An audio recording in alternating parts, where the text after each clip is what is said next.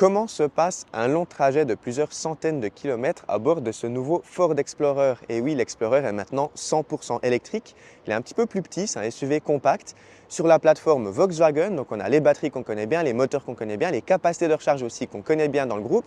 On va tester son planificateur d'itinéraire, son autonomie réelle aussi, ses consommations, ses capacités de recharge. Je vous emmène aujourd'hui entre la Suisse et l'Italie. On part au Mont Blanc aujourd'hui. Après, on ira jusqu'à Milan même et on repart jusqu'en Suisse, donc plusieurs centaines de kilomètres en montagne. On est équipé de grandes roues avec des pneus hiver aussi, donc la consommation sera un petit peu plus élevée. Et on va tester tout ça donc dans ce petit road trip. J'espère vraiment que ça va vous plaire. Comme d'habitude, n'oubliez pas le petit pouce. Et on est déjà arrivé ici en Valais, première borne de recharge ici. On est parti ce matin avec environ 90% de batterie de la maison, donc 100% hier soir. J'ai chargé à une borne publique. On a une consommation moyenne ce matin de 20 kWh au 100 tout pile. Ça me paraît un peu élevé. Vous savez, en Suisse, on ne roule pas très vite, un maximum 120 km/h, mais souvent 100 ou même 80. Il y a beaucoup de bouchons, de travaux, etc. Et donc 20 kWh au 100. On a fait un petit peu plus de 200 km et on s'arrête. Est-ce que ça nous dérange? Non, parce qu'on avait encore 36% de batterie, donc on aurait pu pousser bien plus loin, mais ça faisait déjà plus de 2 heures qu'on roulait. Et donc on a fait une petite pause ici. On est sur le parking d'un McDo ici. Bon, il est 9h30, ce n'est pas vraiment le moment d'aller se restaurer au McDo, mais on va juste passer aux toilettes et se prendre peut-être un petit café, c'est assez pratique. On s'arrête chez GoFast parce que c'est un petit peu moins cher qu'ailleurs. Et puis, bon, on est sur une borne ici, il y a 6 places, on est tout seul. J'ai vu le Ionity aussi, il n'y avait aucune personne de branché. Le superchargeur Tesla aussi, juste plus loin, il n'y avait personne non plus. Mais voilà, on espère que ça va bien se passer sur ce trajet. On va charger environ jusqu'à 80% pour être tranquille. On a encore environ 100 km, je crois, pour monter à 1300 mètres d'altitude. Donc, on anticipe un petit peu au niveau de la batterie. Et voilà, je vous prends avec moi, avec nous plutôt, sur ce road trip. J'espère vraiment que ça va vous plaire. Et bon, on arrête la recharge, je vous mets en petite incrustation combien de temps ça a duré, combien ça a coûté. Et puis on prend la route à bord de ce Ford Explorer. C'est parti!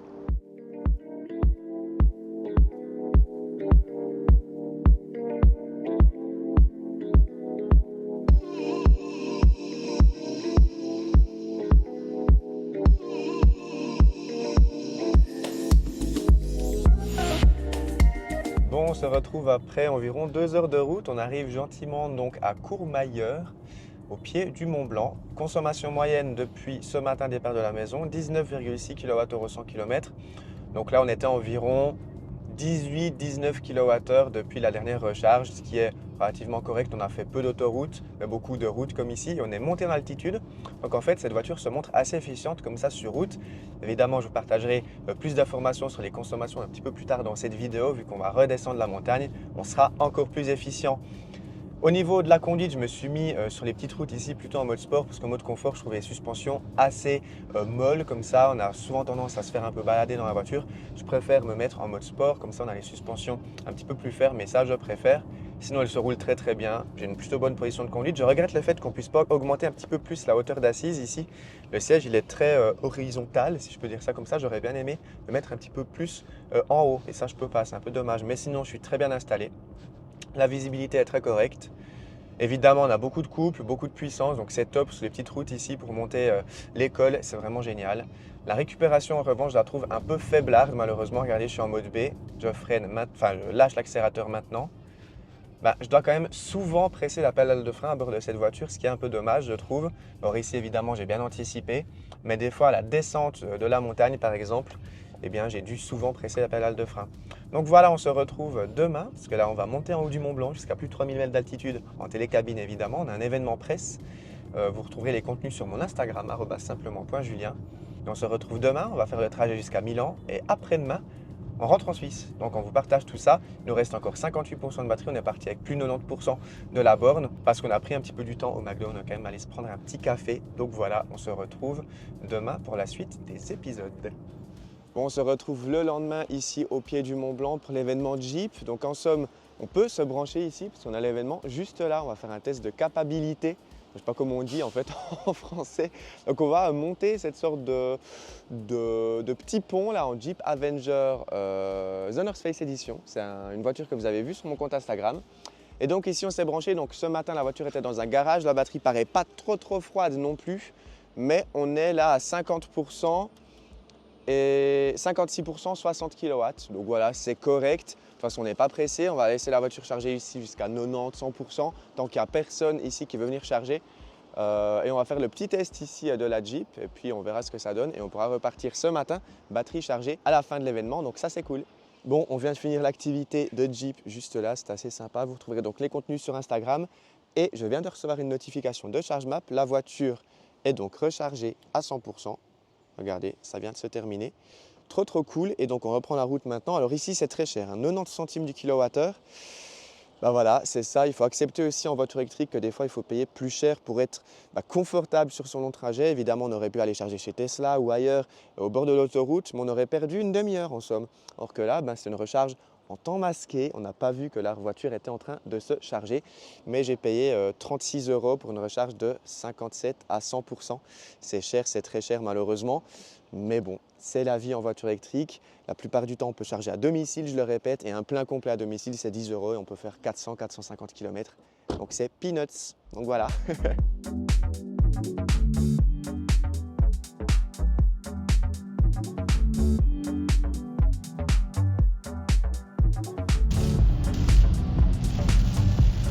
Et voilà, bien arrivé au centre-ville de Milan, un parking assez serré, mais ça passe, heureusement qu'il n'y a personne à ma gauche.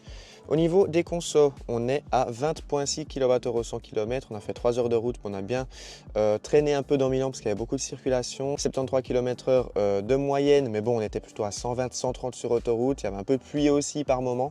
Donc voilà, 228 km, il nous reste 40% de batterie. Donc on arrive à faire un peu moins de 400 km réels en prenant en compte qu'on est descendu la montagne. Donc en descendant les 50 premiers kilomètres, on avait une consommation moyenne environ 10 kWh 100. Donc là sur autoroute, c'est un petit peu élevé, mais on verra comment ça va évoluer demain. Donc nous, on part visiter Milan. On se retrouve demain pour parler de la conduite de cet Explorer et puis de ses consommations et aussi de sa vitesse de recharge. C'est parti!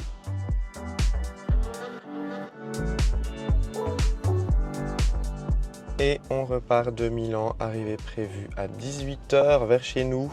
5 heures de route pour 346 km. Il faudra quand même qu'on recharge une petite fois parce qu'on a encore 40% de batterie. Mais vous voyez, pas mal de bouchons de prévu. On devrait être assez efficient. Mais ça fait un peu long pour rentrer quand même. Et j'ai pas encore mis le planificateur d'itinéraire intégré de la voiture. Je vais le tester un petit peu plus tard. Mais là, pour rentrer, je connais les bornes de recharge. Bon, on est bien arrivé en Suisse maintenant. Après 1 heure de route environ, consommation moyenne 23,4 kWh 100 km.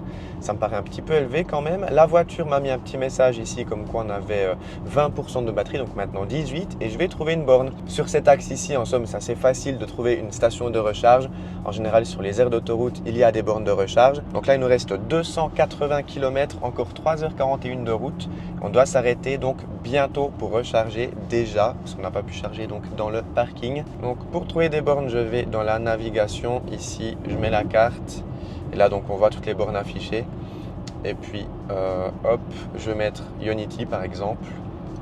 Et là, donc, elle devrait me trouver les Ionity qui sont pas loin. Bon, pour être tout à fait honnête, ce système, j'utilise pas trop parce que vous voyez là, des fois, elle me montre les bornes, des fois, elle me les montre plus. Donc là, par exemple, elle me montre plus, les bornes Ionity. Pourtant, je sais qu'il y en a une à Bellinzone juste là. Donc voilà, ce système, je trouve des fois un peu buggé. Voilà. Vous voyez, elle montre les logos Ionity, puis après, ils disparaissent. On ne sait pas trop pourquoi. Et là, si je mets la destination de ce soir, c'est parti. Elle devrait me proposer des bornes. Donc là, c'est cool. Elle nous montre toutes les bornes sur le chemin. C'est pas mal. Donc, on ne va pas tomber en panne avec cette voiture. Après, honnêtement, j'utilise plutôt Apple CarPlay pour trouver des bornes parce qu'ici, c'est des fois un petit peu compliqué, je trouve. Et voilà, elle a trouvé le Ionity juste là. Je vais cliquer dessus. Continuer et voilà, elle m'a mis donc une borne de recharge directement et on se dirige vers Ionity. Bon, niveau recharge, c'est une excellente surprise pour ce Ford Explorer. J'espérais des bonnes capacités de recharge, on a eu d'excellentes capacités de recharge. Je le dis tout de suite, 11 plutôt à 80% de batterie, 25 minutes tout pile. C'est tout simplement un excellent score pour dire que c'est une voiture en 400 volts. Les autres concurrentes en 800 volts, par exemple les Hyundai Ioniq 5, Kia EV6, etc., font le 10 à 80% en environ 18 minutes. Pour du 400 volts ici, c'est excellent parce que la plupart des concurrentes en 400 volts mettent plutôt 30, 35, voire même 40 minutes ou même 45 minutes pour un Peugeot i3008 par exemple, pour ne pas le citer. Donc c'est un excellent score, 25 minutes. La courbe de recharge est très bonne aussi. On a tapé 185 kW de puissance. C'est plus que la promesse officielle communiquée par Ford, plus aussi que la puissance maximale communiquée par le groupe Volkswagen entre autres. Donc franchement, c'est une excellente surprise. La courbe de recharge est très bonne donc parce qu'on avait encore 100 kW à environ 70% de batterie. On était à 80 kW à 80% de batterie, donc c'est vraiment excellent. Pour le coup, bravo le groupe Volkswagen, bravo Ford aussi d'avoir acheté ces plateformes MEB parce qu'au niveau de la recharge, c'est très bon. Au niveau de l'autonomie réelle, on l'a vu de 100% à 10%, alors qu'on est descendu de la montagne, on a fait environ 350 km d'autonomie réelle. Je dirais que c'est correct, c'est pas exceptionnel, mais bon, on a fait de l'autoroute en Italie, on a appliqué aussi parfois le 130 italien, donc ça s'explique aussi. C'est correct, je trouve, mais on reste dépendant un petit peu de l'infrastructure de recharge. Si j'avais pu recharger à Milan dans un parking, bon, ce ne serait pas posé de question aujourd'hui. Mais en repartant à 40% de batterie, là, bon, on a roulé environ 1 heure et après on a dû recharger 1h20, je crois. Donc là, on est parti à 80% de batterie, on reprend la route et on devra arriver à destination sans avoir besoin de recharger. C'est parti! Et on reprend la route avec 86% de batterie, le temps de tourner ma petite vidéo. Alors, ce que j'aime bien aussi avec ce Ford Explorer, c'est sa maniabilité. Franchement, à Milan, je me suis garé assez facilement, pourtant c'était très serré. Alors, les aides au stationnement sont pas géniales par contre.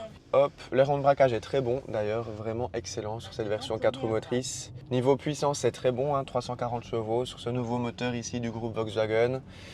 Aussi relativement silencieux sur autoroute, malgré les pneus hiver, ça reste correct, mais j'ai déjà eu des véhicules un petit peu plus silencieux sur autoroute. Je l'ai déjà dit, mais la récupération, elle manque un petit peu de puissance malheureusement, ça c'est un peu dommage quand même. Mais pour tout le reste, ça reste une voiture très agréable à rouler. J'aime bien la forme du volant ici, un petit peu, pas très arrondi, un petit peu carré comme ceci.